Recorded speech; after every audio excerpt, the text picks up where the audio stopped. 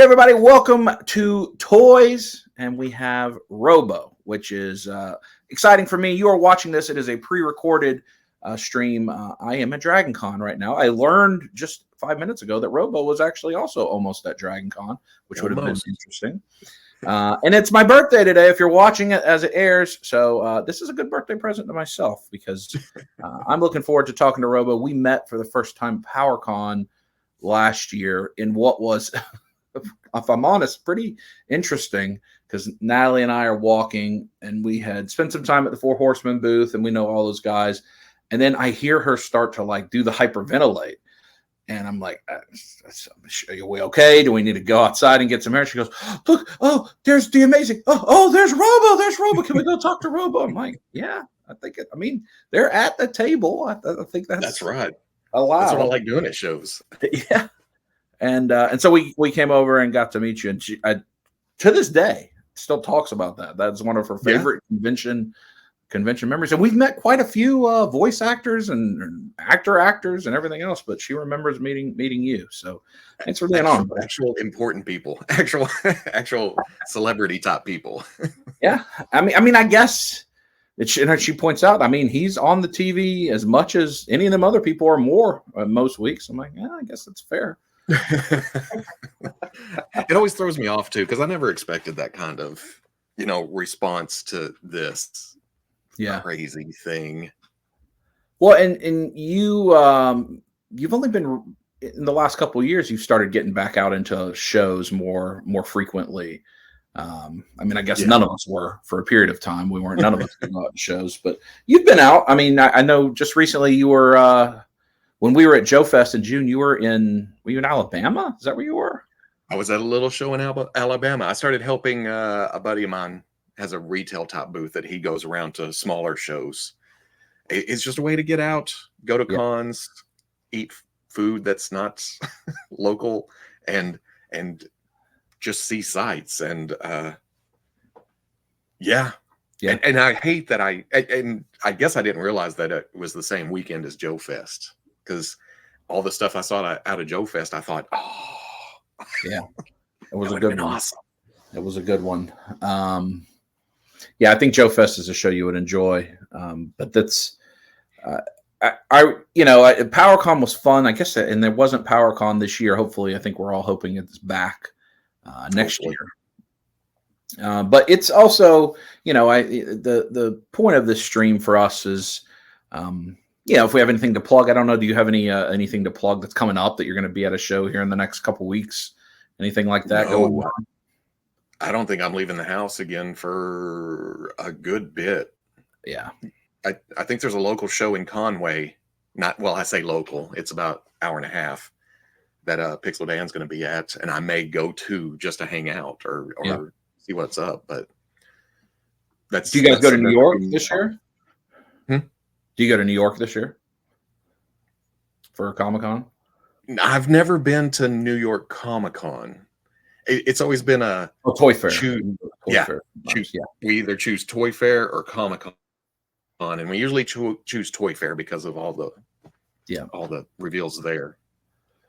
Well, we have Dragon Con today if you're watching it, and then we've got Joe Lanta just in a couple weeks here in the city. Which would be a fun one, but then it's pretty quiet here. It's back to school. We've got a sophomore, and she's got color guard. So we're busy with practice and competition. So we don't have as much going on right now either. It's a busy time. But you don't have it. Do you have any in the school anymore? No. But I remember those days of my girls played softball for a few years, and it was hectic. And then. The boy, when he got up to high school, junior high school, he was in band. So that was a bunch of running around. Yeah. But nope. Now they just work and do adult top stuff. Was he in the marching band? Did you have marching band he was in? Yeah. Yeah. So the color guard is part of the marching band. So we follow the band around all during the fall. And then winter, they have their own separate competition season. That's just with the flags and the rifles and all of that. But so band is, I didn't realize, I grew up playing football and know of the band, but you don't really pay attention to it. The band is busy and they work hard. They practice a lot. It's impressive. it's a lot of work for kids, I'm sure, but it's It is, good. and Good for he 'em. had to get used to running and walking and stamina wise to, Yeah. especially after shutdown for a year or two, where he just sat on at the computer or video games and Yeah, that's what we do every day, right? Sit around and play with toys and video games. oh man, yeah. It's and I know it sounds horrible, it sounds terrible, but it can wear on you. I'm learning now because I had to pull out a Dragon Con because of I've got a pinched nerve in my neck right now Yeah, from sitting and looking down and that kind of stuff. yeah, So having a rehab. yeah. I work in corporate America, and I remember 8 or 10 years ago, you started to have ergonomics training and courses and stuff like that, and it was like, come on, like, what are we doing? Why do I have to do this? And now I'm like, oh, where's the next ergonomics course, please? I'd like to understand how to properly use the mouse because my wrist hurts. Yeah, yeah. Or you don't realize how shoulder sit and lumbar and everything else. I didn't worry about that stuff for 40 years, and then suddenly it's like, oh no, my posture is terrible. Yeah, yeah.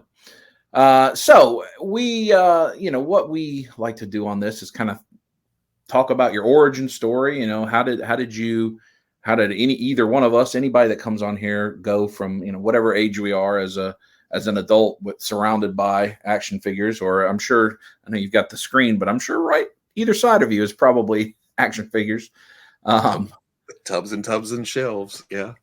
How did we get here? And talk about the good and the bad and the things to avoid and the things that are hard for us. And I think one of the important things is a lot of us struggle with the same thing. And I'll just use a lot of various things people struggle with, from running out of space to FOMO or completionism or running up your credit card debt, or whatever it is. Like, there's a lot of things that once you enter this collecting space, it's easy to let happen. Like, I've got a storage unit, I'm paying $200 a month for things I haven't seen in 2 years.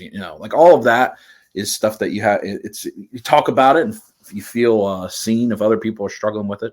But then also, like, what are the good sides? What are the bright sides? And I think you being a very positive member of our community, you bring a lot of smiles to people, and your videos are very rarely negative. In fact, you even notate it yourself usually when you go on a little bit of a rant, because it's so rare. Although there were, as we're filming this, the Most Weekly Rewind had quite a bit of it was the Nightwing reveal, so it was where you had to cut yourself off a little bit. Yeah. Because I know that I can because if I find something funny, I have to step back, because I will hammer at it because it makes me giggle. And then I think, oh no, we're talking about toys, we're talking about, but then I'll leave most of it in just because. I thought that was funny because you say, okay, enough of that. And then, like, usually, that's a kind of a bit, right? And I was like, oh, I think he actually said, oh no, enough of that. Like, that is really what got said on camera. I did. And then I think I went back to it like a minute later, but when I'm recording that kind of stuff, it usually takes like an hour and a half to 2 hours because I'm so stumbly. I just or words out, or I think, oh no, there's a better way to say that.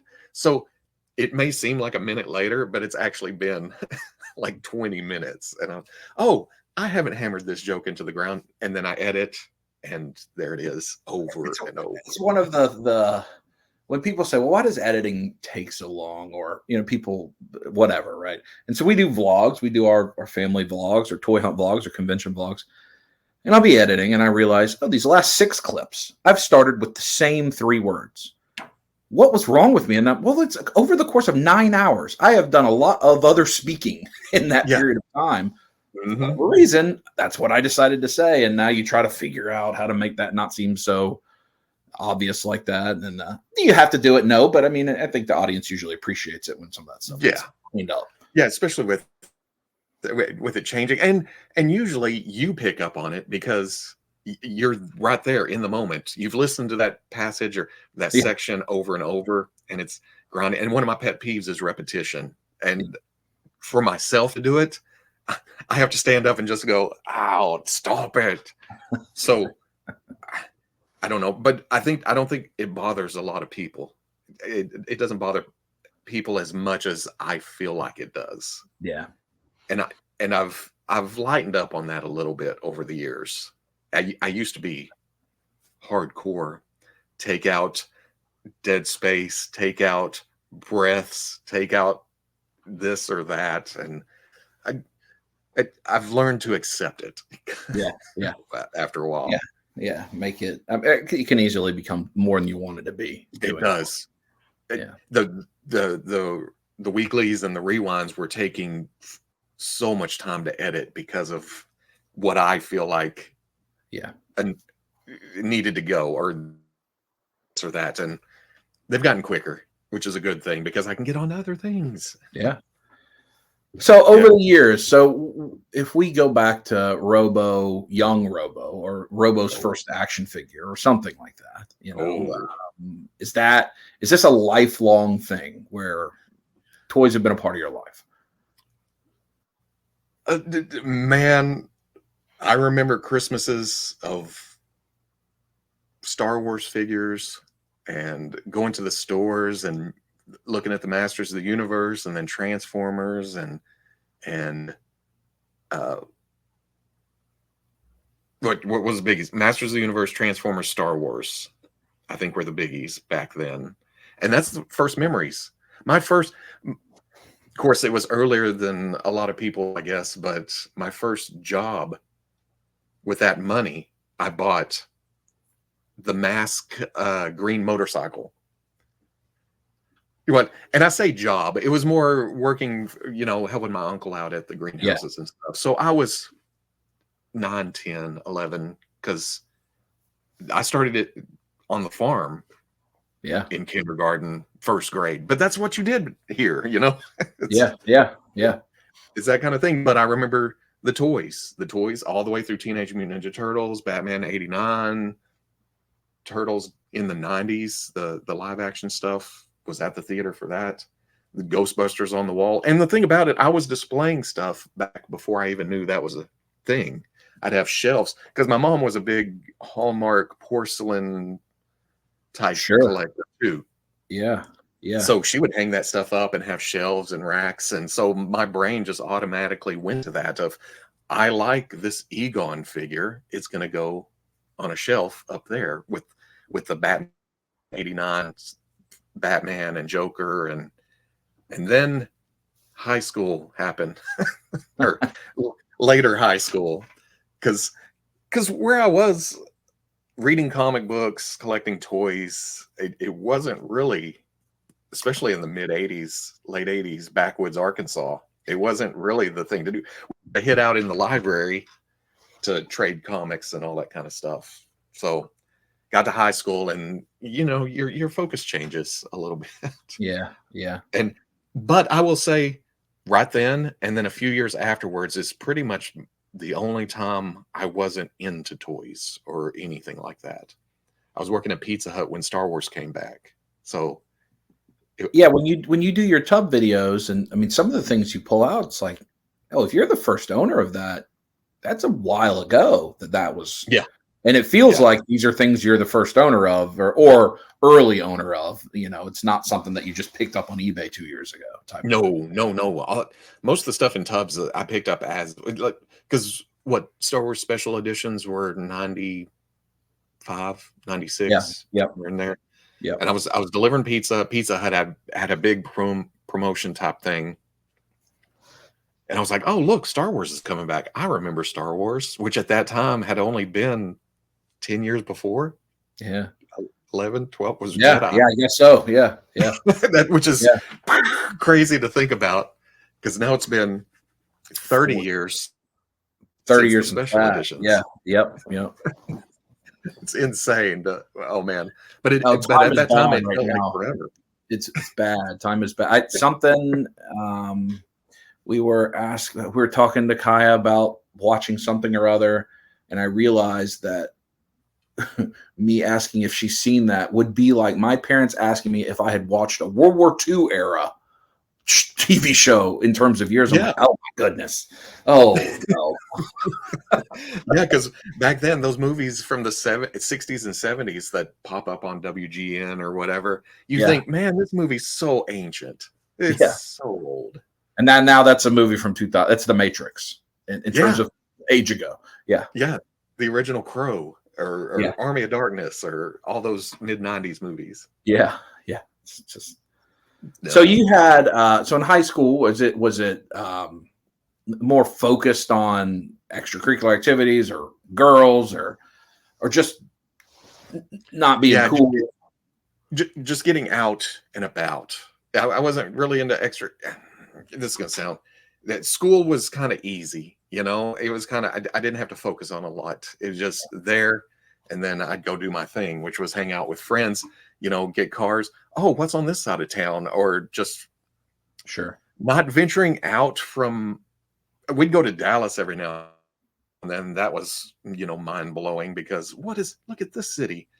But we're fairly small town, and just getting out and getting into usual, you know, teenager type, not trouble, but yeah. The thing that just Alan Jackson's going to sing about in a country music song.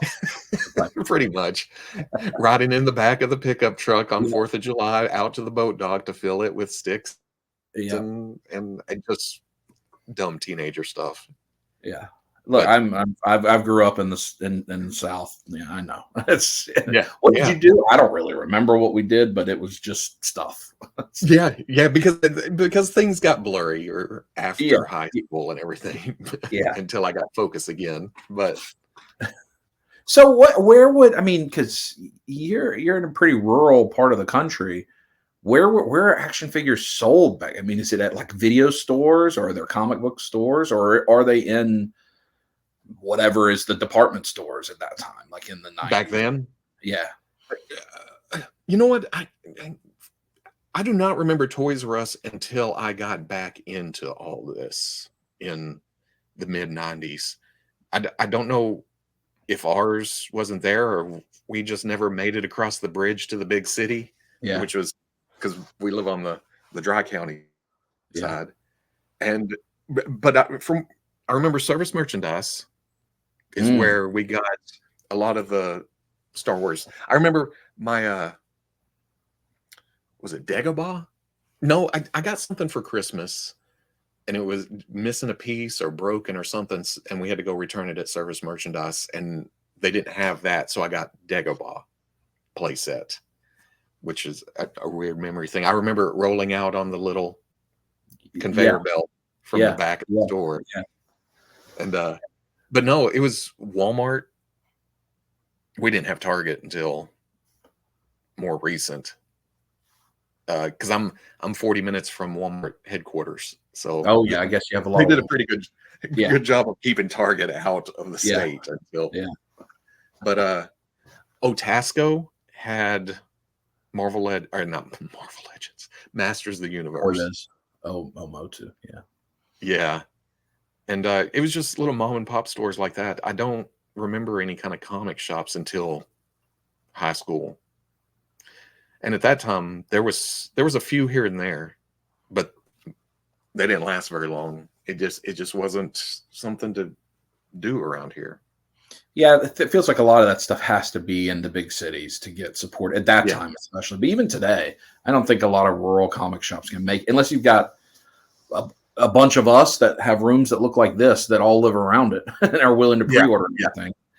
And there's not a lot of that around here. I think we're down to just one comic shop, and he stayed around a lot by hosting Magic the Gathering type events.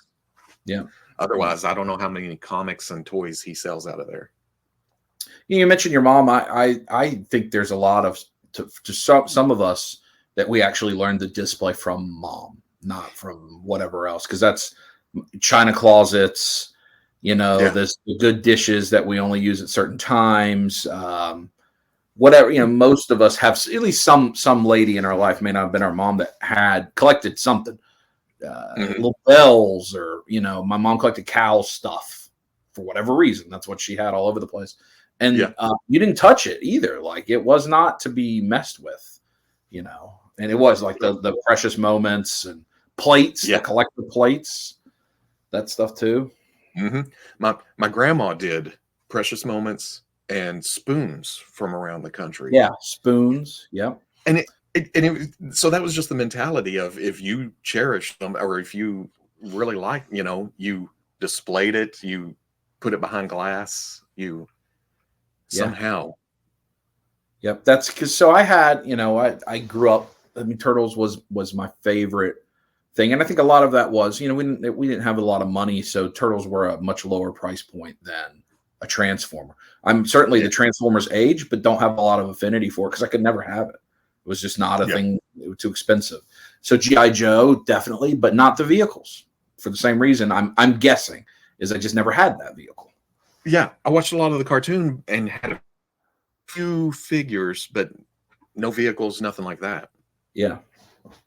And but with Turtles, even as that age, I would try to get two. I'd try to mow an extra lawn and have an extra Raphael that I wouldn't open. And there was no way anyone was telling me, don't open that, it'll be worth money. No chance. It was my own creation in my mind that I want to hang this one on my wall so it looks like it does when I see it at the store.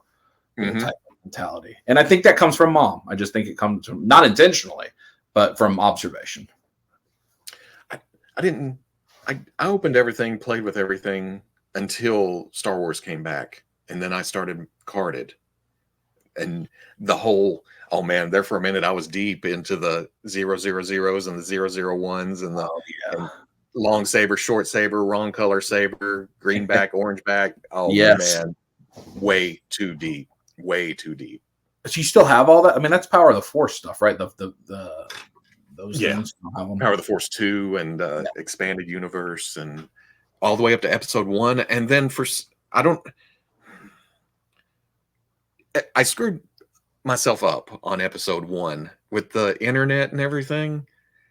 I went out and found every spoiler I could find. I was in just, I want to know behind the scenes. I want to know what people think, what the plot, all the pictures. And when I went and saw the movie, I thought, well, I've seen I know what's going to happen. So that was my big turning point of, I don't want to know stuff. But that was also my big turning point on buying, because when Episode 2 came along, I was kind of transitioning out of Star Wars, or at least the figures, because I think with Spider-Man and Marvel Legends, I was, there's a bigger scale with more articulation. Those are him. And one thing I did do right was I could only collect one thing at a time. So when I went with Marvel, I had to taper off Star Wars. And boy, sold all that we stuff. could apply that age Robo's lesson right now. It would save a lot of us a lot of our challenges. Because later on, I broke that rule. And it's and I have many times. Yeah. Because then it was from Marvel Legends to DC Universe Classics, but Marvel Legends also got sold off, and so DC Universe, I think, started tapering off as Marvel Legends came back and got good again. So where are I think Marvel Legends? Yeah, I think that's right. So Marvel Legends. I mean, it's amazing to me that a lot of folks don't realize that Toy Biz made Marvel Legends, and where does that change over to Hasbro? But so when do you say Hasbro's Legends got good again? Is this with the Thor, with the reissue when they were called like Infinite Series or whatever that was, with the Thor that was at Comic-Con in the Hammer, and like not Blob and Fing Fang Foom, because those are Hasbro made Legends, those waves. Now I don't think the figures are great, but the bill of figures were good for the time. Yeah. I've still got, Blob's been replaced now, but Fin Fang Foom's still on the shelf, because I remember that was about 2007, 2008, because I moved into this house, I believe, in 2008. And at the previous house, I'd bought those 2 waves of Hulk figures, but I didn't open them because I knew I was moving, and I thought this will be the first figures I'd open at the new abode. So but so it's about then. But yeah, I don't think I even got like what did they was it not the Holocaust? What the It's the Mandroid or whatever. Isn't that the first? It's at Thor relaunch. The Thor that's in that hammer packaging is the relaunch. And I think pretty quickly it's that. Isn't that what that thing is called? The shield robot. Yeah, the Mandroid. Mandroid. Right? I think that's the first Build-A-Figure wave back, I think. With a Black Widow and yes. It's a Captain America wave, and I don't know if it was MCU stuff or not. Probably. I am so terrible but I think that's right. I think that's right. But I'm terrible with the history aspect or the years, because thinking back, the Toy Biz Marvel Legends years, I think, man, that went on forever. But what was it, 2002 to 2005? Yeah, it's like they put out a lot in that period of time. But But yeah, I think a lot of that is because Toy Biz has so much Marvel Universe, like whatever the 5-inch of all of that too, right? That they did before that, and which I only looked at. I saw it on the shelves when I was hunting Star Wars, but didn't get much. So that era is when you start getting into true like adult collecting. Is Star Wars 90s into Marvel Legends eventually. After that, and DCU, and funny enough, my wife, before we even started dating, worked at Walmart, and I would go through because she also worked at Pizza Hut where I was working, and I'd said something about Star Wars, and she had hid the Power of the Force C-3PO, and bought it later on. So that was what broke the camel's back, and everything that followed is based on that one C-3PO. So I like to remind her, this is you. This is all you. That's so you know how the great debate over whether comics, cards, figures, or whatever, getting things graded. That's a good figure to get graded because of the it's the foundation of the relationship adult collecting is. If I could have that C-3PO, that has a lot bigger meaning than the. Probably not worth a whole lot in terms of eBay value these days. No, but that was the beginning, and man, I look back now, and I spent money that probably should have went to other places at that point. You know what I mean? But it was all fresh and new and something different, and it fed raw. Yeah, and that's, that could also be a title of a most action figure videos. I spent money that should have been used other places. Yeah. But I think it's a hard thing to work through and process, and I think an important thing because we all, certainly I can just look around where I'm at right now and go, this is a lot of money that I could have done something else with. I don't necessarily have a thing intentionally, but I could have done something else with it. But at the same time, it also brought a lot of happiness and it represents a lot of memories and a lot of joy and things I did with my family or my friends or shared with people on the internet or whatever, which is also worth a lot. Like that's not to be minimized. And often, usually when there's a exclusive that sells out real quick, you see all the negative comments, but then you also see the people say, hey, it's just toys. There's no reason to get so upset. And, I agree in a way it's just toys. And if in the event of cataclysmic situation in your life, you should be able to just easily get rid of all this. Just say, I have to, because I need to pay for medical bills or whatever. You shouldn't have such a deep attachment to it that you can't, like a real emergency, deal with. Yeah. But at the same time, it's okay to have an attachment beyond it's just toys, because it isn't like it's a representative thing, no different than people's photo albums or fill in the blank, right? Something that helps take you back to a different place. And so it's money that maybe could have been spent in other places, but we're all going to spend discretionary money somewhere on something. Yeah. Some people at the golf course, some people at the bar, some people buying virtual currency on a video game. But we all spend it somewhere. So I think there's worse places to spend it as long as you have some control over it. which is the hard part. Yeah. The hard part. That and that's probably, to expand on it, was a lack of control for a few years here and there. Was, oh no, this bill needs to be paid. Yeah. But I just found Yeah. this from hunting every night at Walmart, hitting midnight, 1 o'clock, trying to catch those boxes on skids. Pallets. Yep. But I eventually was able to get that under control.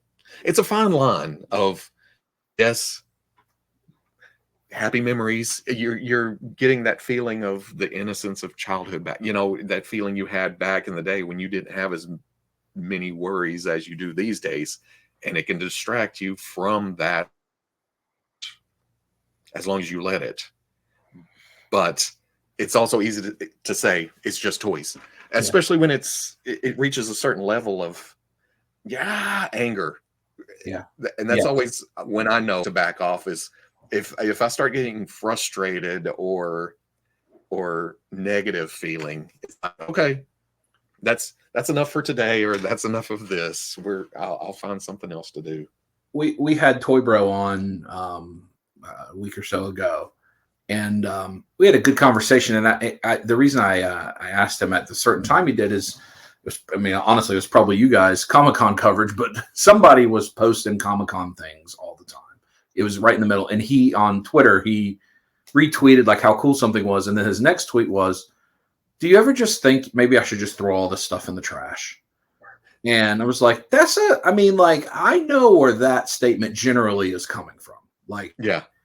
I checked on him. He's my friend. I want to make sure he's okay first, that there's not, he's had a challenging year, but you never know when somebody's making a statement like that, if it's an emergency, right, type of thing. But and we talked about it. It's we're in this weird place where we're firmly in the too much of a good thing is probably worse than not enough. We're just firmly there right now. Mm-hmm. You just put up the first look at the Operation Monster Force first wave, and I just saw these things. Right beside my camera is the diorama that those were on at Joe Fest. I just saw this. I've only pre-ordered like one or two. The bad guy leader, the Lost King, and then one of the army builders. That's all I pre-ordered. And I looked at that and I'm like, oh, I might need to buy all of these because they look great. And I'm like, no. There's just, I don't have room for the two I pre-ordered. I certainly don't have room for 64 more, but they look really good. They do. And they look fun. And that's another fine line to walk is well, especially on my end, where I'm given the opportunity to show this stuff off, to show people what is involved here, go put them through the paces, but then feel kind of, well, I'm not trying to sell you on. I'm just, if you're interested in these, here is what you get. You're getting. I'm not trying to talk you into it. I'm not trying to car salesman these toys.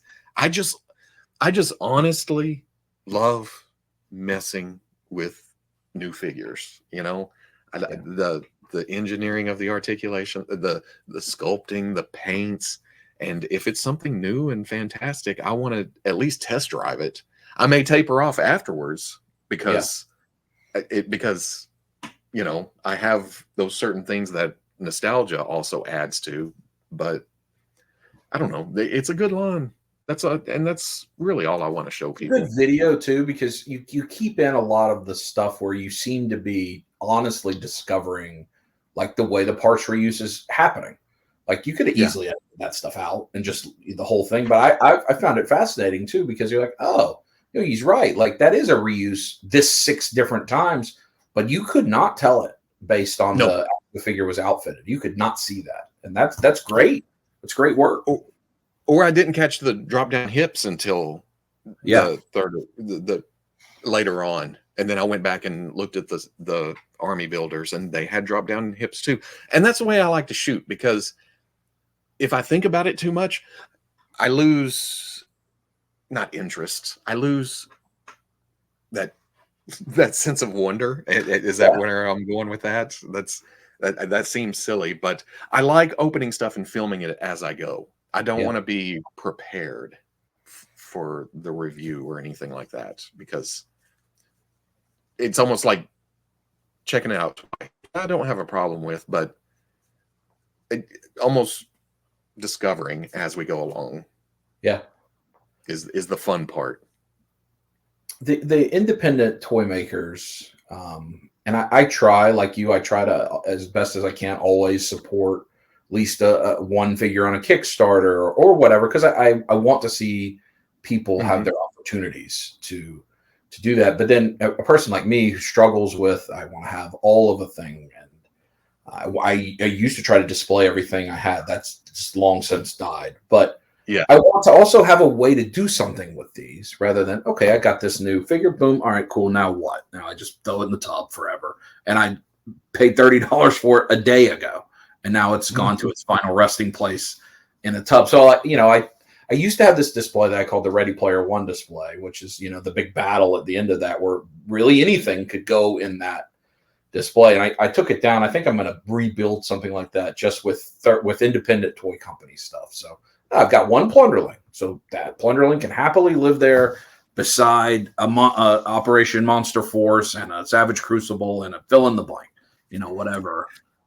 I think that's because I'm enjoying seeing what people are doing, what they are creating, and IP stuff, right? Because we grew up in the time where everyone was creating new IP. So they were doing.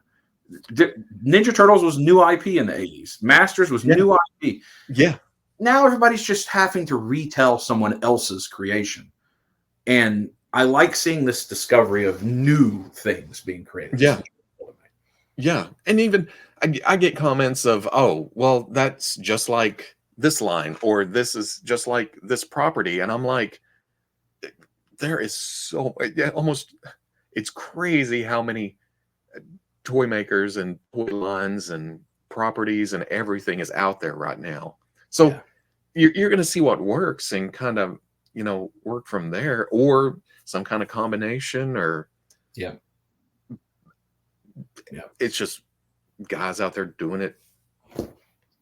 And like at PowerCon, you couldn't go down in any direction and not run into somebody making toys. Yeah, which is awesome. It's and I want to try all of them. Well, it's there's a lot of things. Oh well, they're using pop and swap or the reuse of parts like everybody else. Yes, like everyone else always since Masters of the Universe, because that is the economic model to make action figures. That's how it works. But that's the easy thing to look past whenever you're a collector. And I'm not saying, you got to know everything about the industry and stuff, but there has to be an awareness of, yes, there's reuse, because that's the only way this line's going to get made, is because of the numbers or the production run or sculpting budget or molds. It's just how it works. Yeah, I remember even as a kid thinking, well, why are we getting 17 different versions of a Ninja Turtle? Like in the spacesuit, punk rock, all that. And as an adult, I'm like, oh, because they were never going to reuse the wingnut mold ever. So they darn sure better have used that Raphael, that one turtle mold as many times as they possibly could. Because Rocksteady was getting one release type of thing. I go back to Masters of the Universe. How many of those figures are all on the same body? Yeah. With swapped hands or forearms or lower legs. And I think G.I. Joe was like that at first too, that was reuse across several bodies. And that in your most recent, the Monkey Force video, Fresh Monkey Function, it's amazing how they are giving the way to make those figures unique. Like all the different little vest pieces and hip pieces, and I think it was pretty innovative. It feels like they must collect. Fresh Monkey Fiction must also be collectors, because it felt like a toy line being made by somebody that's dealt with the woes of action figure collecting over the years. Now that can be a detriment too, because collectors in that space know what they want, know what other collectors want, but sometimes that's not possible within budgets and company type things and safety measure and everything else that some lines have to live under. So sometimes it's good to have a person in the chain of command or somewhere on the team that doesn't collect or does, don't know. It's just like, no, here's the line. You can't go up here because it doesn't work that way. Companies got to make money, for the next iteration or to pay for the sculpts or pay for the work done. And it's just, I don't know. Again, all kinds of fine lines in this, in this crazy hobby. So how do you get from that C3PO 30 years ago to making a video, featuring a brand new IP, a brand new toy line? How does YouTube enter this mix? Because knowing you to the extent I do, it's not like you're the looking to just run out and be the star of the show everywhere you go. Like, that's not your personality at all. Oh man, some of the guys that have known me since my first Foosh started in 2002 as a forum, but a lot of us hung out before that on customizing message boards or chat rooms or stuff like that. So, because C3PO started my collecting, and then internet being backwoods, it took a while to get I did mean to say, you said you were using the internet to learn spoilers. Was that AOL? I mean, what internet were you getting? Oh man, sitting late at night, clicking on a page, then going to make a sandwich or something, and coming back and Look, I lived that age of the internet too. Nothing was happening fast. No. In fact, I don't know if it was a message board. I think I was on an email listserv for customizing. I started customizing the 3 3/4 inch. So I would buy mint on card and then extras to customize or have loose or whatever. So you've been doing that 30 years then. 25 years. Yeah, wow. Yeah. That's cool. And then with the big transition to 6-inch super articulated, I think was Spider-Man Classics. Yeah. A lot of the guys jumped on that. We would sit in the Raving Toy Maniac chat room talking about new stuff and finally formed the message boards.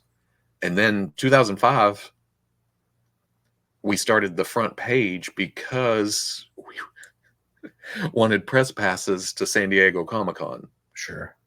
That was the whole reason to even start doing news type things. Yep.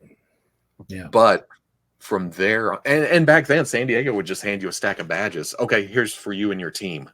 Have a nice con. Get in 30 minutes early. Yeah. None of that happens anymore.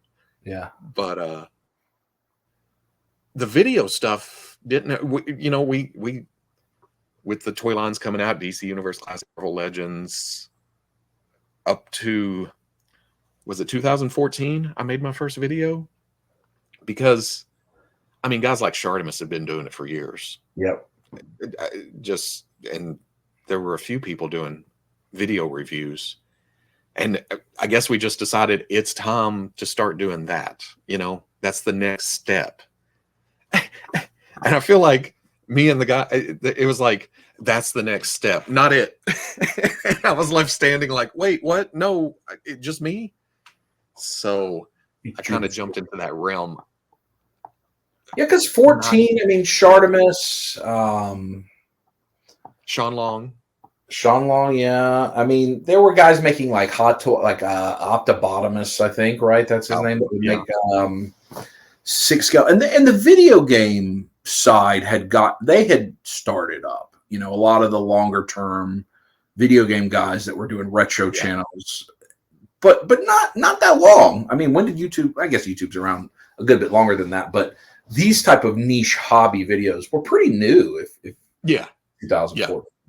Yeah, but we had been rocking the front page for 10 years at that point around, and it just seemed kind of like same old. Here's news, throw it on the front page. It was time to do something different, and I was odd man out. Everyone else had careers. I had a job down at the metal shop, bending metal, and free time, and I lived backwoods, and so I started on my phone and just kind of, but it's funny because everyone that knew me before that and for several years after, I didn't talk in public. I didn't talk in front of people, and I'm still kind of, getting out in crowds and stuff is still kind of, okay. Like, did a couple of panels at PowerCon and somewhere else, and that initial getting up in front of people is like, yeah. I embarrassed the hell out of myself at San Diego a couple of years ago because they pulled me up for the Razorback reveal in front of a San Diego panel at the Marvel Legends panel. Oh, and I was just like, look at this. I cared more about the figure than actually presenting it or anything. I was like, man, yeah, whatever, y'all. This is mine. This is for me. In fact, one of them stays right here beside. it's right there. Yeah. Yeah. But if you watch that video back or anything, it's just like, why did they bring this guy up in front of a crowd? And this was after I've established, myself on YouTube and stuff. But I credit that with being able to be out and about with people. Because that's one of my favorite things. Well, making videos, playing with toys, and then going to shows and just talking to people, other collectors, sharing the joy. Were you going to shows before that? Like, or was that a thing that was hard for you to, like, before the breakthrough with YouTube and such, or was that a challenge going out? Went to San Diego quite a few times. Yeah. In fact, that was my first big trek out of backwoods here. And my first year going to San Diego Comic-Con, I took the bus because I was scared to fly. Oh, that's a long trip. I've flown ever since because I'm scared to take the bus now. Because that was an experience. Oh, how long is that? 18, 20 hours when you're on a bus and you're stopping at places? 2 days hanging out at bus stops for several hours at a time. Every bus stop you stop at, they're like, don't wander too far. It's like, oh, okay. I'll sit right here because I'm just a good old boy, first time out in the real world. But that could have been a vlog. Robo takes the bus. At the time, because I had heavy accent. I got to San Diego Comic-Con and it was like mind-blowing. Go in there, hear people talking, and I went to the Diamond Select booth, which was at that time was just some tables around. There wasn't booths and stuff. Toy Biz was showing at a glass case beside the aisle, just standing behind it. But I remember because they had an exclusive Buffy the Vampire Slayer spike, and they were more articulated than the previous figures. So I went up to the guy at the Diamond Select booth and I was like, "Hey, I'd like to one of the spikes." And he looked at me and he goes, "We don't sell Star Trek." And there was kind of a back and forth there for a minute, and I realized, I'm like, give me one of them Spocks. It was coming out as Spock. Oh gosh. And that was another thing. Whenever I got to the video thing, I was like, I'm gonna have to tone this back a little bit. I'm gonna have to. But when I would go to San Diego Comic-Con, it was just kind of melt into the background. I don't want to talk to the toy makers. They're rock stars. Why would they want to talk to me? Yeah. Because I'm just happy to stand in front of the case, look at new toys, go out into the city, see what's going on. And so the video thing brought me out of my shell a whole lot, and so many positives from it. I quit smoking because of YouTube. Wow. After 20 years, because when I got into the whole editing thing, I realized I'd listen to myself get hack and gag and just I was like, I can't do that. So I quit because of YouTube. Haven't smoked since. I don't know. It was just that's quite a thing. That's great. Yeah. And so I mean,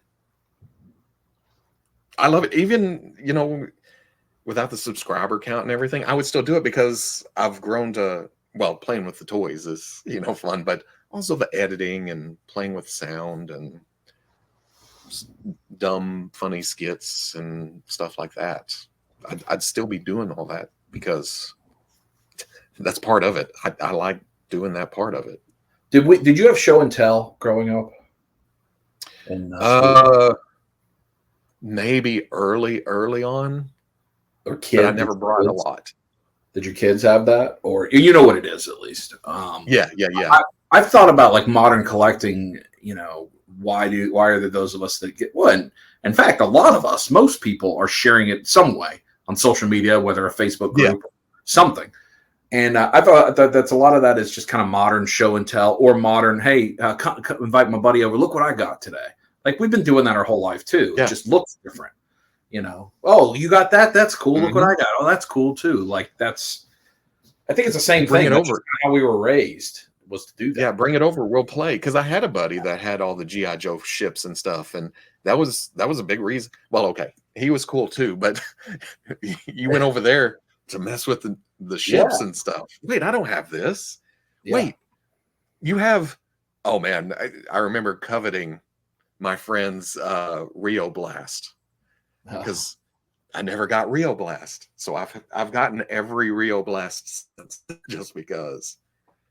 I wish there was a way you could survey, because you think about modern playing with our toys. You've got what I classify as playing. You've got displayers, right, that really try to curate a display a certain way, posing and dioramas and stuff. You have the photographers that are trying to tell a story a different way. You got the customizers, who I think all of us at some point in our life were a customizer, whether it was painting the eyes on something with whiteout or a marker, or we've all done something like that. You've got the kind of the kit bashers, which I think are kind of different than the customizers. You know, oh, I'm gonna fit this into this other display. I'm not necessarily gonna sand and paint and do all that. But it's all like, I wonder, what did their play look like as a kid, and is there like a linear path of, oh, if I was like this as a kid, I'm a photographer now. That's become a thing I'm interested in. Because the same thing was true. Then you had, you sat there and played with them exactly the way they were. Some of us had, LJN, Junkyard Dog beat up every toy I had until Ninja Turtles Triceraton. And he could gore him. And so the Triceraton won. But a lot of them, I had friends that wouldn't mix the toys. No. Turtles only are with Turtle. You know, it's interesting to think about the unique ways of play, and does that have a linear path to something as an adult? You know, I don't feel like I did a lot of modifying or anything to my toys back in the day. I did mix and match, like Trax, the blue Transformer was the coolest because the car had wings that flipped out, and it'd suddenly be a flying car. But for some reason, that would go through Grayskull and everything else. But then as an adult, all my displays are separate in my main displays. But out here, like you were talking about earlier, I've got a Plunderling with some Mafex next to the Mystery Machine, next to a custom Transformers, Marvel. It's all kind of just blended together, but this was never meant to be. I'm still working on this stuff out here. But you say it like that, I feel like I play as a kid and then went hardcore men on card and then did some customizing and then went to, I can only collect one at a time, to, oh no, there's several lines out at the same time that I want, and I'm a completist, so I have to buy everything, to where I am now of, I just buy what I like, Yeah, you've gotten to the pick and choose. Yeah. Yeah, I'm not concerned with getting everything. I like that look of that, or that brings me a lot of nostalgia, or this. But even my main lines, I don't buy all of Legends. I don't buy all of Star Wars. It's just kind of pick and choose now, and it's a lot less stressful. How did you get there? Because I for one would love to get there. That's I am looking at things that are sitting on this shelf that I've recently bought, going, I didn't want that. Why did they make that? It made me buy it. They knew what they're doing, those evil varmints. You have to, you have to commit which is hard. It's taken, like I said, it's taken a long time. It's been several years where at the first of the year, I'll make a video of, oh, this year I'm only buying X-Men and unique characters. Oh, look at it's another Spider-Man. That looks good. So, but I try to set up parameters and then put them out into public. Now I don't always stick to them, and I get comments of, "Hey, you were supposed to do this." I'm like, I know, but I've also focused a lot more on customizing now that I have workspace. Yeah, it's, but even that means I got to buy 2 or 3 figures to make one. Yeah, because there's, I mean, you know, I'm on your Patreon and some of the things you post, and then they don't always make it to your videos. That you're working on, but some of the time you're like, oh, you bought didn't you recently? It was either a Mafex or something that you just put a Marvel Legends head on or something. You're like, this is quite an expensive custom to get this. It was the Mafex Nightfall Batman. Oh yes, with a cheapy McFarlane Toys. Yeah, but and when I saw it, well, okay, I think somebody did it digitally at first because I was passing on Nightfall Batman. I like the Hush stuff. I like that Lee look. It kind of fits with the X-Men stuff. But and then somebody did that, and I thought, man, that makes it more nostalgic because that cartoon, or I guess I remember that Batman more from the Scooby-Doo episodes than New Adventures of Batman, but it still triggered something. And I was like, oh, I must do this. And there it was. Yeah, that was I think I've gotten more. I mean, a lot of the customizing, or most of it, is with Four Horsemen stuff, because they're just almost, it feels like they make that toy line for it, and that community is remarkably talented in what some of these folks can do. And so, you know, getting deeper into that has been fun, and it's something that the kid likes to do, you know, sometimes when she's feeling, so you do it together. I do find if I could get more disciplined in customizing, you do spend less money broadly. You spend maybe a little more on those customs, but you don't go complete a whole wave of something because you're focused on, you know, this item, which is, and that's what I tell myself, or that's in my head, is like, okay, I've spent the money on this 1 5-pack or double or deluxe release or something, but I just passed on a full wave of Star Wars, or I've only bought 1 figure out of the last Legends wave or something like that. So I kind of balance. Of course, it's easy to do when you look at your bank account. It's like, oh, maybe I don't need that one doing it. Yep. Yeah. So it's been a long transition period. So you, as you know, last year, I guess, or earlier this year, and a channel that you already had, but you've started putting your content wholly on there. Do you think your focus will continue to remain on a news video, but you seem to be doing more of your custom, more things that you want to do, is what it feels like. Like your videos seem a lot more like, I'm into this. Like I'm digging through my tubs. I'm just kind of telling you about it. Things that maybe, you know, play a little better on a personal channel like that. Yeah, because like you mentioned earlier, back when I started, it seemed way late than a few people, but since then, man, you type in toy reviews and it's just there's so much. So it's kind of like, and plus doing reviews for the past almost 10 years, it's kind of that here's the formula. I know I'm going to get this toy. I'm going to open it up. I'm going to go through everything. I love playing with them, but the output, the video at the end is just like, well, it's more of the same. I've done this hundreds of times. I think I'm going to play in the tub, or it's more of a unique experience, I guess, content wise. I like even when you do like a Legends or something, I like it when you do the wave overviews or a lot at once. I mean, I think it just feels more organic because, if you chop it up into 8 individual videos, maybe that's better for your revenue or whatever, but the videos are not nearly as good. Whereas you can compare the wave against itself and all of that. Yeah. And that's just because, oh man, what, 2020?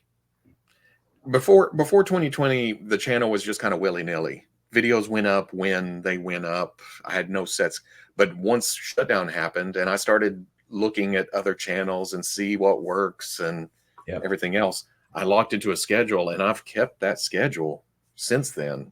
Is Tuesday, Thursday, Saturday morning, 10 a.m. Central Time. So when I started doing that, I thought, well, to do a wave of Marvel Legends, it's going to take 2.5 weeks to get through those figures. Yeah. So I figured, you know what? I have a pile. I'm just going to go through them. It makes it quicker on a figure basis, each figure, instead of just, kind of going through stuff. Because sometimes you're just like, this is the same body with a different head. Yeah. Here it is. And so, just to play with more toys and get into the display all at the same time and stuff, it just seemed more logical to me. It seems like more my style. Well, you could just end up with a pile of 100 figures if you did it one at a time too. Like the pace at which stuff comes in these days. Yeah. And even when stuff, I can label it play day and just take a pile of toys and just go, okay, I'm going to look at what I got in the past month, or here's all the G.I. Joe from this year. Cause I'm way behind on G.I. Joe. I've got a stack that needs to go through a lot recently too. Classified. Yeah. A Playday video's got to be a good chunk of a day for real for you, because all that stuff is in package often. Then I'm just opening it all alone. It's going to take you an hour. Yeah, it takes, because I have to prepare. And again, it's all looking at toys, and I hate to say, oh, my job is terrible. Sometimes it's stressful, but I know whenever I'm going to do something like that, it's going to be a day of shooting, of going back and forth and here and there, and then the editing will take another day. So 2 days, and if I want to do a skit or something extra or something, it takes a little extra time. Yeah. But I feel like it's worth it once I see, because it seems to do really well. Yeah. On the backside, whenever I actually get it, some especially good ones recently with all the different small toy brands all at once, and then your big bad one. Like it's different. It's different content, right? You can't find a lot of that on. Yeah, I'm still amazed. There's certain things, like I've gotten into.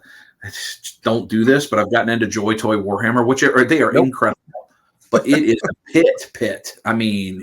Yeah, but there's very, very little people that are looking at that stuff on YouTube. But there's also not a huge audience for it, which is fine.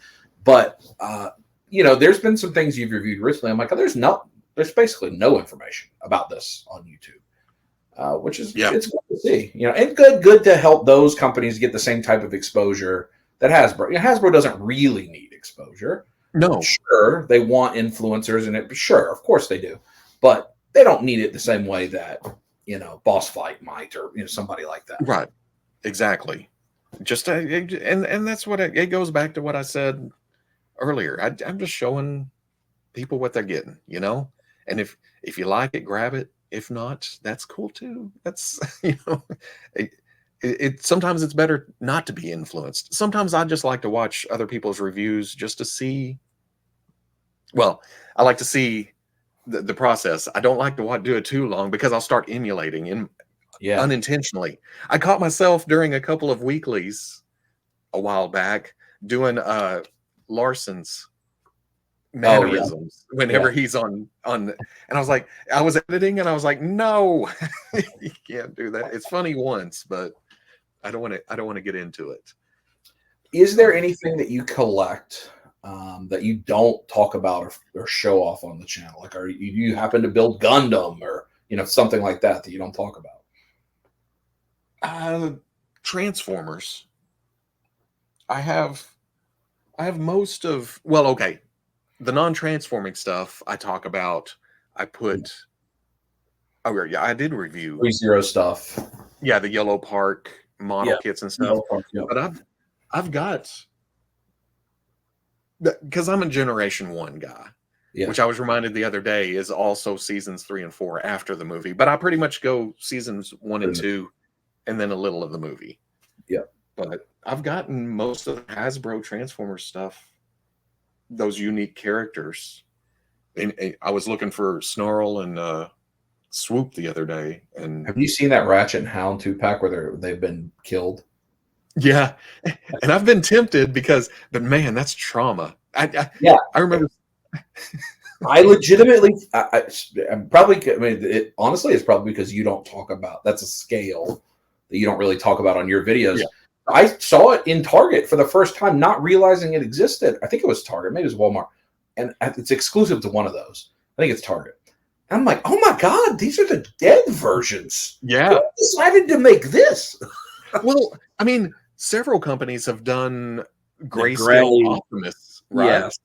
Yes. And it did it. Yeah. Yeah, and it seems only likely because I think they had another 2-pack, don't they? Or a couple of other Transformers after they've been shot. I remember being in the theater and looking up, and my mom's crying. Because that was another thing. My mom was really into getting us out there and watching it. Or she'd pick us up early because Masters of the Universe started when school let out. So she would pick us up slightly early from grade school to get us home. Which she also avoided the traffic too. So it was, but there was an adult reason too. Yeah. So she had a big part in watching the cartoons or going to see the movies or stuff like that. But she was into it just as much as I was. When Optimus died, she broke. She was. I was not. My dad tells me I was taken out of the movie theater. That I did see that I was young, so I would have been like 5. And he said we had to leave. That I was not okay. Yeah, that we were made to, or he decided we were going to leave. So there's I don't know if it's true or not, but there's the story that's why in G.I. Joe the movie doesn't go to theaters, and then it just says, "Oh, Duke has slipped into a coma." Like that was for me. That was for me. Is probably why that line was inserted. Like I would have been okay. And that's vicious too. He gets hit in the heart with a snake. I mean. Yeah, because it'd be interesting to go back to see the actual. Because I don't know what other people thought of Transformers the movie back then. I know what kids at school kind of thought, but sometimes I'll run across like reviews of Empire Strikes Back or Return of the Jedi that's negative, and my brain kind of doesn't comprehend because it's wait, what? People didn't like stuff back then too. Well, so how do we get how does your relationship with Veebs and the other part of your channel where we get these long form true sit down interviews that Veebs does? Where is your relationship from the old message boards or pre that or post that, or how does that work? With Veebs? Yeah. Oh yeah, he was. It was. Woo! Was it 2006, 2007, where he was on the message boards and then came out to San Diego for a Saturday, but didn't meet. Then I like to say that he bribed his way into the group because was it Toy Biz, the 2-packs, the Captain America and the yes, and then the Kingpin and Daredevil. Yes. And Sabretooth and Wolverine. Yeah. For whatever reason, those came out super early in Missouri somewhere, and he was able to snag those. And he sent a Captain America set to me back then, not knowing each other or whatever, just a couple of messages and say, hey, for the site, so you can review it for the site and stuff. And then here we are 20 years later. But he's close. He was within driving distance, so it was easier to get together and go to these shows or whatever else. But doing the interview stuff, I'm not built that way. Yeah. Whenever I talk to toy company type people, it's just like, hey, you make cool toys, you make good stuff. How you do that? So Yeah, it seems like Brian Flynn always wants to mess with you because when you were at their booth, even and you're holding the camera, he's messing with you. Yeah, because I don't jump onto because when I jump on at first, I would jump into those interviews, like 3 of us, because I'd be recording and then I can edit after and stuff, and it usually just ends up me just kind of hanging out listening, and that's how it's always been. Again, I think it goes back to the rock star status. They're those guys make toys. Yeah. I can't. Who am I? I just play with toys. I don't. What do I have to say? We were just at IshCon a month or so ago, and the Horsemen were there in full array, and Eric Treadaway. Maybe not everybody watching this knows that name, but I mean he's a sculpting legend. I mean, almost all of us are surrounded by things that man has sculpted, and between DCUC or Masters Classics, or if you buy any of the Horsemen stuff themselves. And, he comes walking in and he loves to just stay up late and talk to everybody and be in the hotel or sit at the bar. And he walks in. I met him a number of times. And but I'm not just going to walk up to him and be like, how was your trip down? No, you're the dude. And he was waiting for me to walk up and say hey, it's good to see you. I was like, oh yeah, he's just another guy.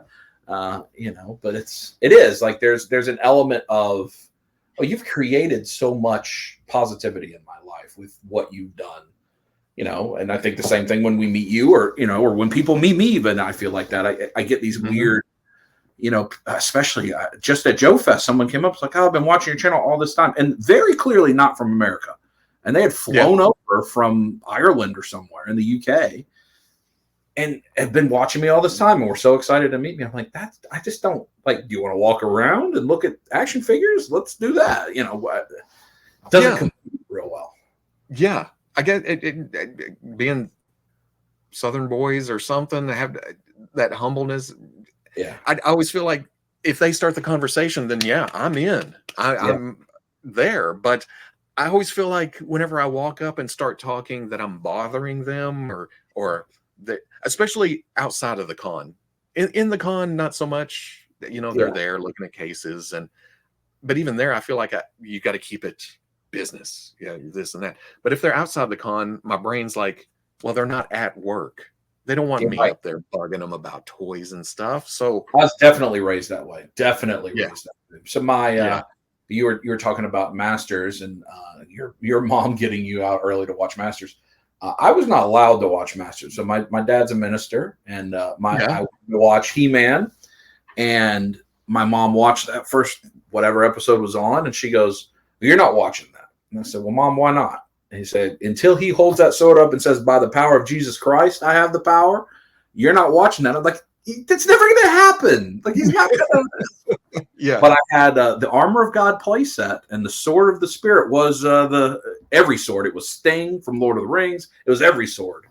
But so my dad, I remember raising us, and probably because he would be frustrated about it, as we'd be at dinner and somebody come up, "Oh, Pastor, it's good to see you," and he didn't want to be bothered. He was with his family, but you have to talk. And hey, when you see people outside of the place that you normally see them, don't assume that they want to talk about that. Coaches, whatever, they're not at work anymore.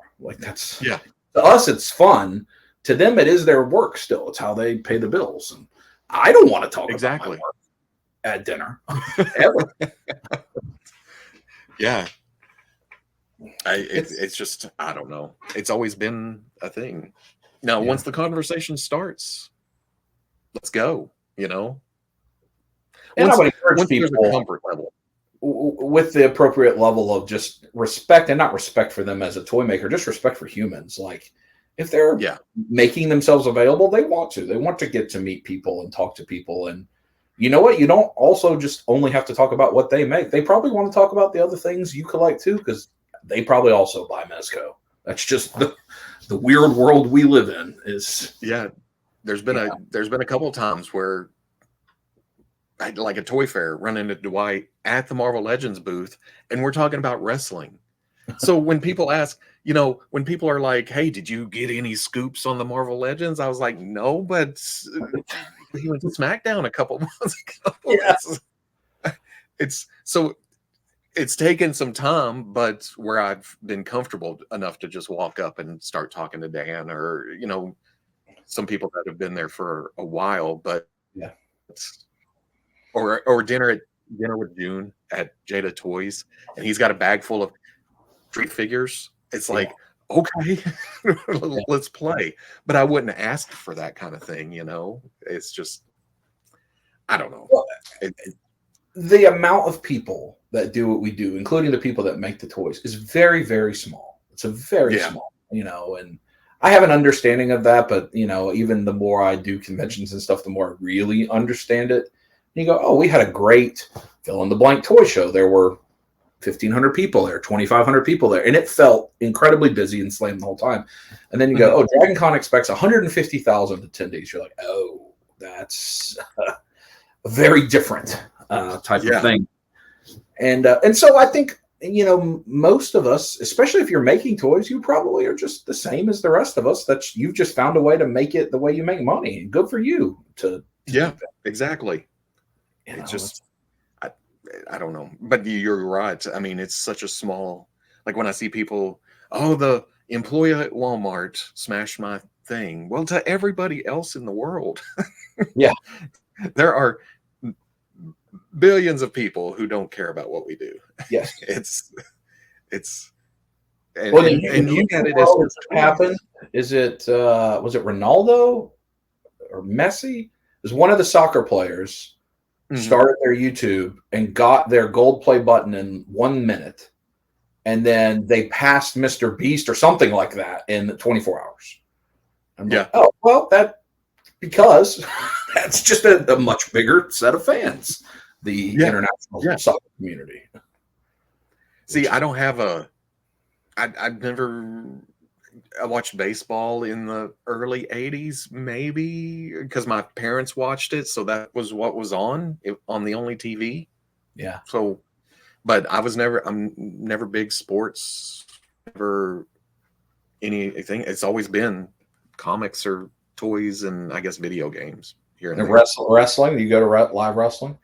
And wrestling didn't come along until after, was I out of school? That was later. We did a lot of late 90s watching wrestling and stuff. And I've been to a couple of live events here and there, but you don't talk about wrestling much. No, and I don't, and either the toys or wrestling. And I don't know if I want to keep that separate, like my own little, I guess because it comes and goes. Like right now, I'm not watching a lot of wrestling, but I'll see something in a month or two and it'll be like, oh, back to pay-per-views and that kind of thing. But I've never been interested in getting, or because it's kind of hard to keep up with wrestling toys. Yeah. There's so much. I always felt, even back in the days of the weekly, I'm like, there's a very huge toy line that is not talked about on this. Potentially some years the biggest toy line. I mean, there's got to be years that WWE Elite is the biggest toy line there is. Yeah. And then when AEW came along, I tried to keep up there for a minute, and then it's gone. I can't keep up. I appreciate what Mattel does. I mean, they have gone to some of the most niche places with the Target exclusive stuff. That's like, it's amazing how deep that toy line has gotten.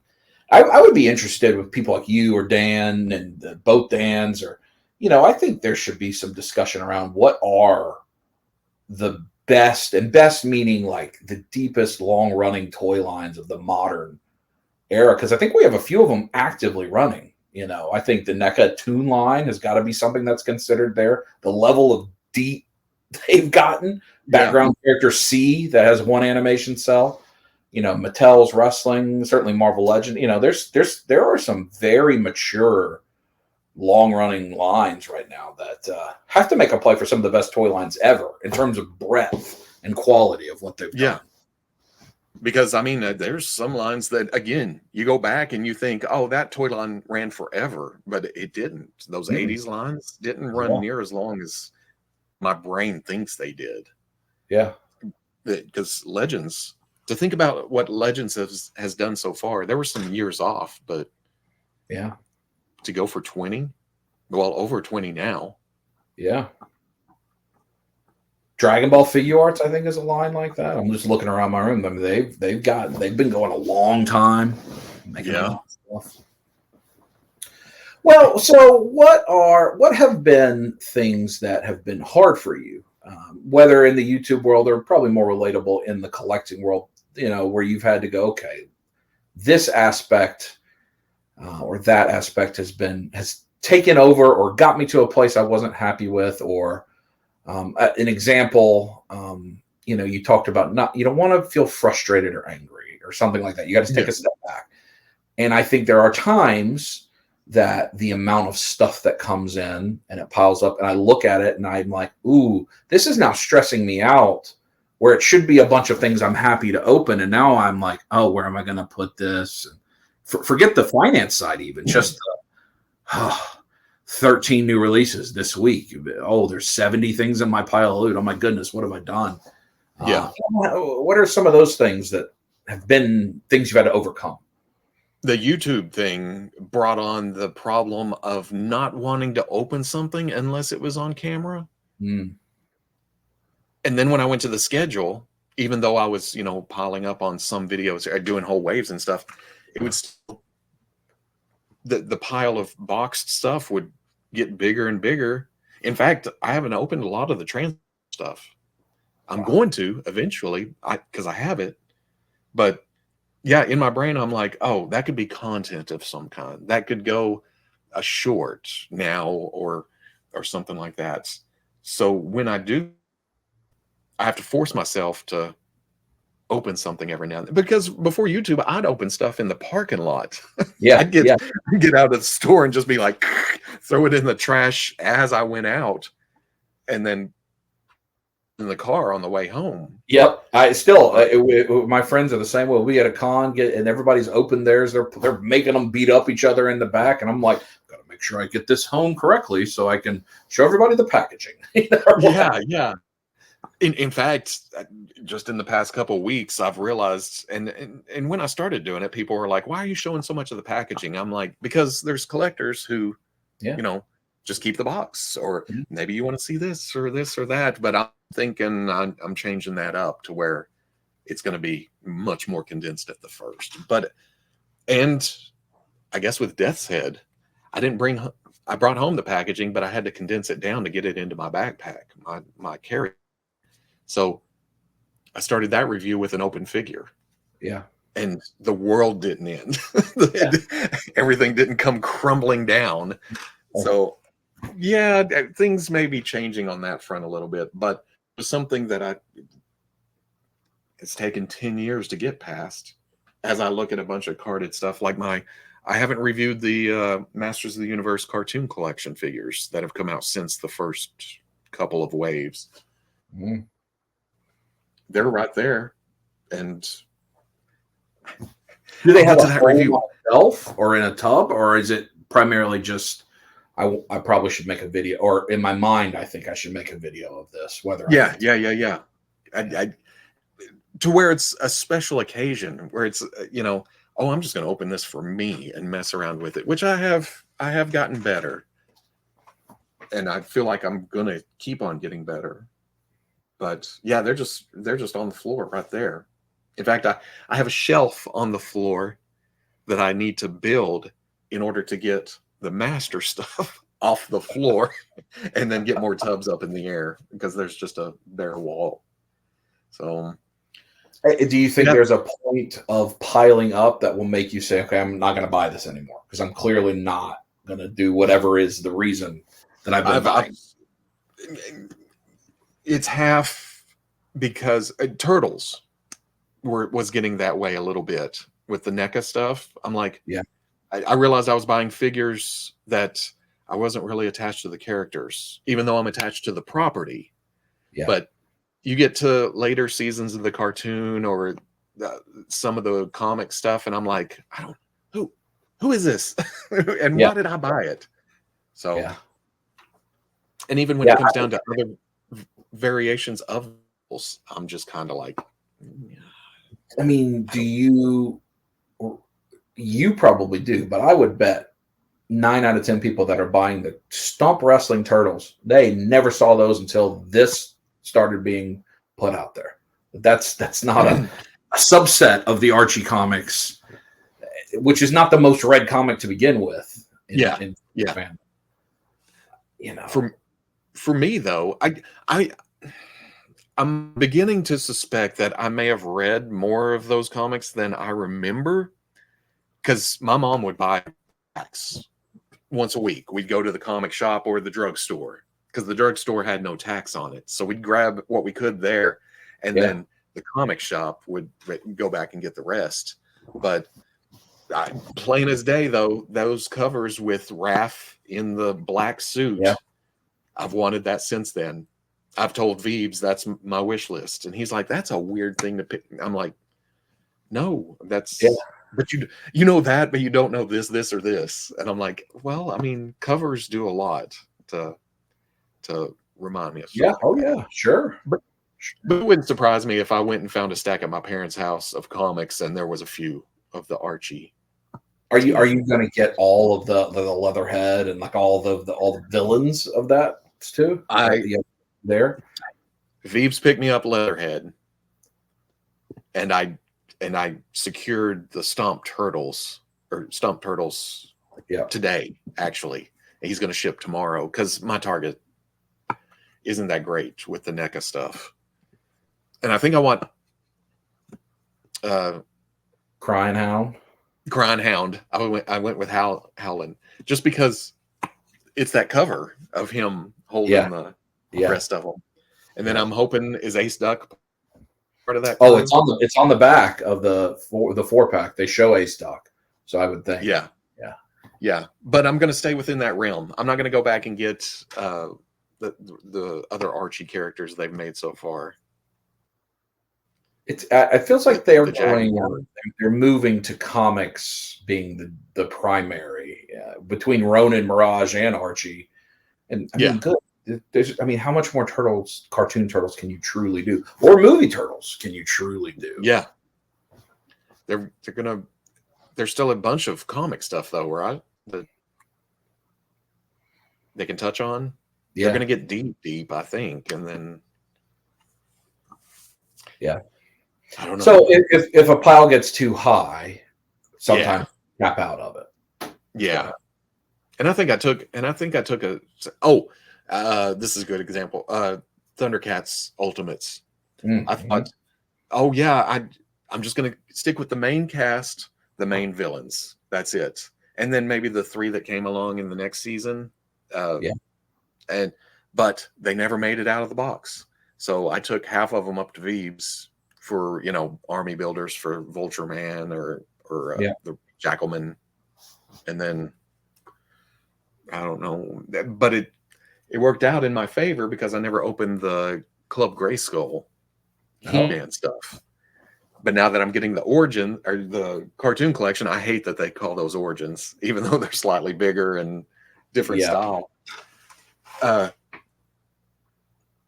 can go back and open the classics, the Filmation type stuff, which I did without looking at secondary market, and I still don't want to know how much those go for now.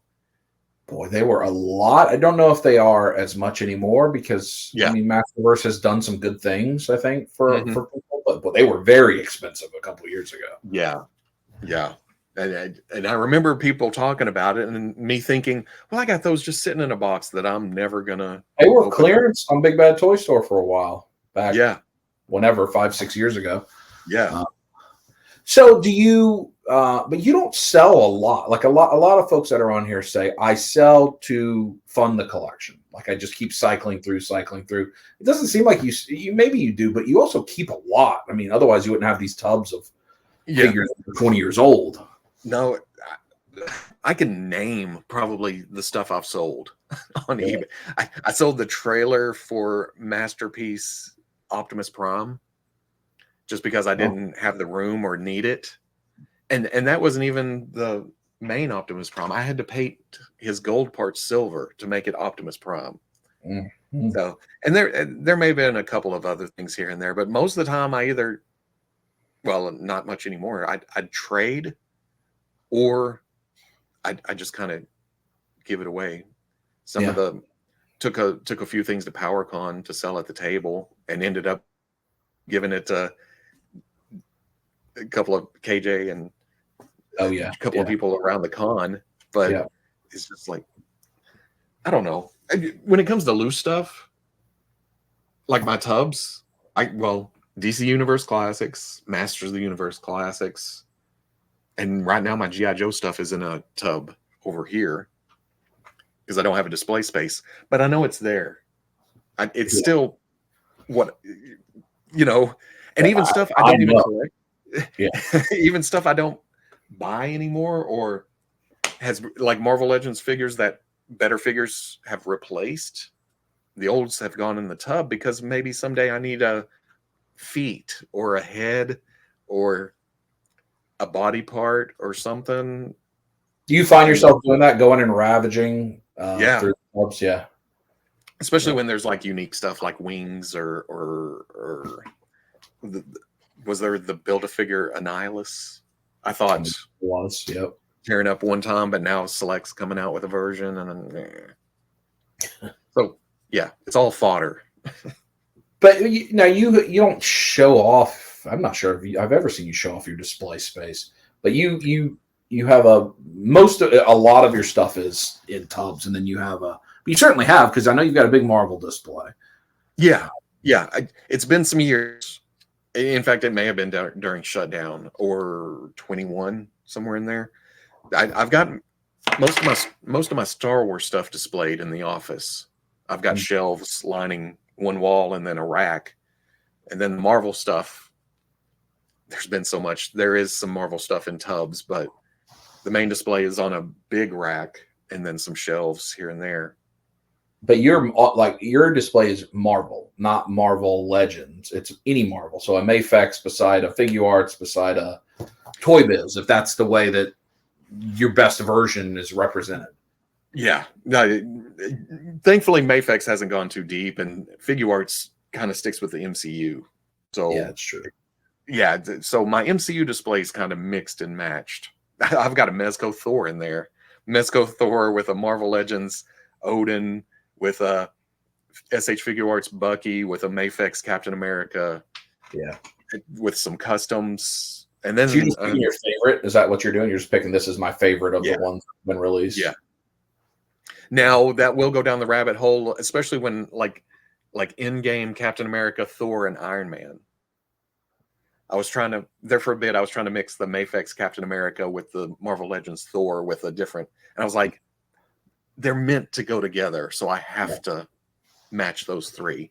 Yeah. But then it's the, Legends Deadpool with Domino and Cable, and just kind of thrown in there. What brings you the most happiness in the collecting side? Is it on the screen stuff and making your videos and the enjoying? Is it that when you get the display finally up? Is it the find the discovery of a new figure? It's not the display, really. Display's way down because I haven't shown my displays in a while because, one, dust, going through and picking them all up and rearranging them and stuff. But when I get new stuff, it just kind of stuffs into the so it's really packed in there right now. It looks terrible. So I need to curate that a bit. Making the videos high up there, opening stuff and messing with it's way up there, but I think it's reveals that are when it's that initial, oh, they're making that finally, or look at that articulation scheme, or they're going out of the way. It's fleeting. Yeah. Because then it turns into, well, I need to get that in my hands. And then it's the long wait. But the initial reveal is up there, and then making the video and then displaying. Yeah. Well, making the video means playing with it, finding out what it does, taking pictures, getting it into poses and stuff, and then displaying. Really, at this point, it could be either tubs or shelves. They're kind of equal. In fact, I can probably find figures faster going to the tubs than I could going to the displays. I think that's interesting. I've found myself caring about the display a lot less and more about, I want to actually spend time with this thing. I think the way you make your play days and such gives you the time, because some of my favorite things recently, they don't go in a display because I know once I put them on that shelf, I'm just never going to touch it. I'm just not going to do it. I leave stuff around that I'm messing with or thinking about customizing, or, just wanted to give more time to see what's going on. I think he's sitting on all of our tables. Yes. He's fun to play with. Or stuff that's waiting for other parts, or it's everywhere. But once it goes in the display, I feel like, oh, there it is. I own it, and it's out of the way. Yep. And if I want to get it out of there, I'm going to knock 7 things over, and then I'm going to get mad, and I'm not going to do whatever it was I was originally planning to do. Yeah. Because that's the worst. Yeah. Yes. Well, so what would you share, as we wrap up? What's a good lesson, a good positive lesson for folks that maybe do feel overwhelmed by the hobby right now and are, thinking about, oh, maybe this isn't for me, or just, whether that's financially, I know there's that. I mean, we're all facing the same financial pressures, if at least I think worldwide, but definitely in America, the prices of things and so forth. Or whether it's space, or, some of us don't have family members that are quite as accepting and allow you to have things where you want them. And there's a lot of different things. But I also think there's so much positive in the hobby, especially in the community. If you know how to curate that's important. Understanding how to curate your feeds appropriately, to stay away from the comment sections and some of that, and stay with the good stuff. Which I will say, having this neck situation going on right now, I can't sit on my phone a lot. I can't look down, and I can't scroll, And you know what? I may not go back. I may, even when I start feeling better, hopefully soon, that's going to be one of my things, is don't sit laying in bed scrolling, or do something productive. Go out, customize.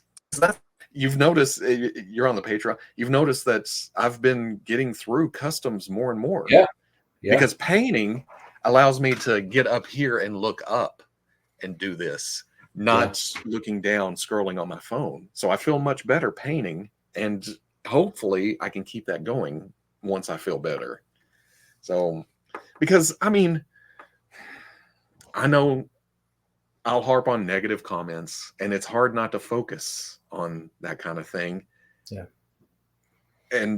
But there's also bad things about overly positive that just want to hammer that negative voice out. I accept everybody has their complaints, everybody has their praises, and I'm definitely guilty of trying to stick to the positive side of things. But I don't know. I feel like the internet is just the extremes of both those sides, constantly just muting out people who just want to enjoy themselves. Yeah, that's it. And people will see that and go, I don't need to be a part of that, and just go along their merry way and just collect. Right. Yeah. Which they'll check out from it. Which is really the way to do it. I mean, I say that as somebody who makes videos on the internet. I get accused to be too positive about things. I am intentionally positive, and I don't review. I do very little. I mean, every once in a while I get an opportunity to work with a toy company, but it's just kind of is what it is. Like, here's this information if you're interested in it. Yeah. But I mean, I try to stay positive as an outlook, because we all face things in our life every day that are negative that we can't do anything about. Like, we can't control them. We can't stop them from coming in. I do not want my hobby to also be that, where I can control it. Like, I can choose who I click on. There are certain folks that their style of video is not positive. It is intentionally focuses on some of the more controversial topics or whatever, Yeah. and that gets views, and great, fine. Like that's There's a place for that. Yeah. There's a place for that, and Yeah. there's fans of that, and I have nothing against that. I just don't want it in my. Yeah. It's still raised in a home by a pastor. There was a lot of, if you don't let negative in your mind, you won't have negative in your mind. Like that was, and I can't always say no to it, but I sure, if somebody has a bad experience with the toy, I don't want to watch all the videos. They're like, can you believe this toy broke? And then now there's 9 other videos. Can you believe this toy broke? Okay, maybe I just don't want to buy that toy, but I'm not going to watch 10 people show the legs fall off type of thing. But been doing this for so long, because when I first started, it was like, oh, I need to buy this figure because I'm not going to like it, and that'll make for some content. But been doing this long enough that I can look at something at that initial reveal and go, oh, that may be a problem. This may thing. And maybe I won't get this because I'm not going to like that aspect or something. Yeah. Because at this point, if I'm not having fun with my hobby or something, I'll find something else to do. I'll go take up fishing or stamps or something, Stamps. Thought you're gonna, and I'm not. I know there's. You're gonna go backwoods, 4-wheelers. 4-wheelers with a gun, or something that I enjoy doing, or cut all this off and just enjoy it in private. Enjoy it by yourself. Make figures or something, because as soon as I'm not. Well, okay, like I said, it's hard not to focus. I'll post a video and it'll be like a lot of positive comments and stuff, or questions or stuff like that. And then you get that one, I hate this, I'm not buying it, you suck. It's like, why are you here? So I'm focusing on that. Yeah. But that's the internet. I just, and that's the only advice.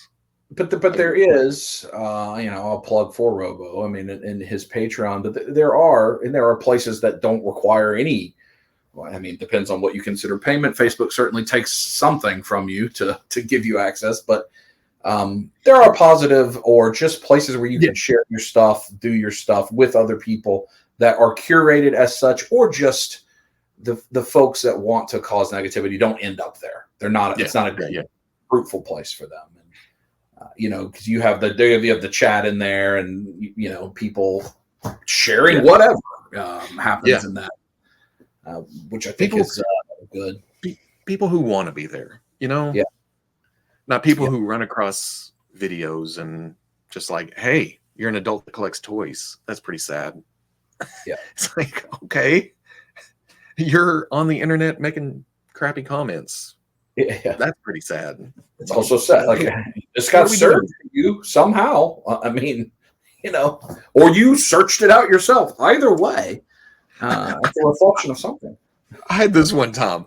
I did that Howard the Duck custom where I put it on the I can't even remember. It was a Fortnite body, and it got a lot of traction. A lot of people coming through, and I was like. And I got one of those comments of grown man collecting toys, pathetic. I was like, you didn't have to watch this. They came back with, well, YouTube showed it to me. You didn't have to watch it. Yeah. What are you doing? And then I have a friend that now we go back into the older days where he had a website and was running Google ads on it or whatever. And so, a front page type site, and people go and we were at Dragon Con and he hosted a panel, and somebody said, I just want you to know that when I go to your site, I see mail order bride and these types of ads. And he said, well, sir, I'm not sure I would have said that out loud because I've got mine set up to serve you what you search for. Yes, exactly. Like if you're getting served this, you created that algorithm. Yeah. I gotten that for you. I knew exactly where you were going with that because you try to tell them that and they're like, no. I was like, I got one this week on YouTube of before your video started. Hey, tell me why I got this video of this certain political party before. And I'm like, that's you, Bubba. I'm sorry. Yep. I don't have any control over that. Yep.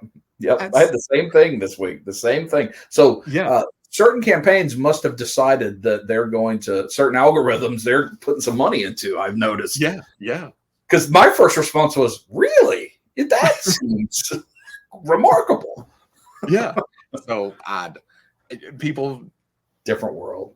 Different. Yeah. I just do a little research or something, or asking questions that are easily Googleable, you know. But you got to enjoy yourself. It's easy to get swept up in that kind of stuff, but yeah, and you can find more success in private groups, things like that. If you find a group and they've made it, that's probably why, because they're trying to keep out some of that. I know within the Mythic Legions cabal, there is a customizers, I don't know what's called, customizers corner. Every Sunday afternoon, all the folks that want to participate this customize, and they get into a big video chat and they just sit and they just work on their customs and look up maybe from time to time and see what other people are working on. And hey, does anybody know what a good part to fit with this is, or know what color this is? And I mean, it's like 20, 30 people in there, and they just all love it. They have the time of their lives, and they get so much stuff done, and they're showing their things off. But they're going to do it in person at Legion's Con in November. They're going to do one in person, and everybody's going to bring whatever their project they're working on. That's awesome.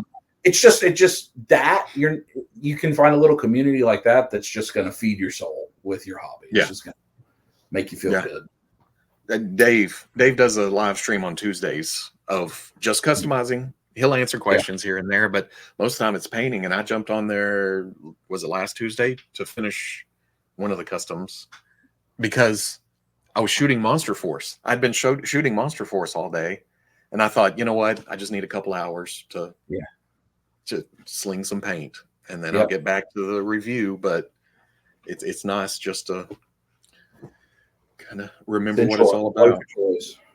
Yeah. Well, I really enjoyed this chat.